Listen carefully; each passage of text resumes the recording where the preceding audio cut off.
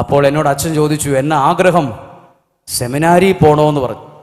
അപ്പോൾ പറഞ്ഞു, ഇടോ സെമിനാരി പോകണമെങ്കിൽ മിനിമം ഭേദപാഠമെങ്കിലും ജയിക്കണം. ഭേദപാഠത്തിന് ജയിക്കാനാവ് ആദ്യത്തെ പ്രാവശ്യം തോറ്റുപോയി ഞാൻ ഇന്ന് ഇവിടെ വചനം പ്രസംഗിക്കുന്നത് തെറ്റല്ലേ? എന്നെ ശരിക്കും അറിയാത്തത് കൊണ്ടായിരിക്കും നിങ്ങൾ വിളിച്ചത് കൺവെൻഷന്. അറിയാമെങ്കിൽ ഈ പുള്ളിനെ മാറ്റിയേനെ. ഈ ഫ്ലെക്സിൽ ഫോട്ടോ വെക്കത്തില്ലായിരുന്നു. ഞാൻ ചിന്തിക്കാറുണ്ട്, അറിഞ്ഞായിരുന്നെങ്കിൽ 7 അയൽവക്കത്തെ ഈ പുള്ളി അടുപ്പിക്കാൻ പാടില്ലെന്ന്. അപ്പോൾ ഞാൻ അങ്ങനെ ചിന്തിച്ചു. പിന്നെ ഞാൻ എഴുതിയെടുക്കുക ചെയ്തത്.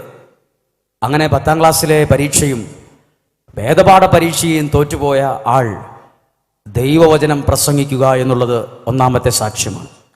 ദൈവത്തിൻ്റെ അനുഗ്രഹമാണ്.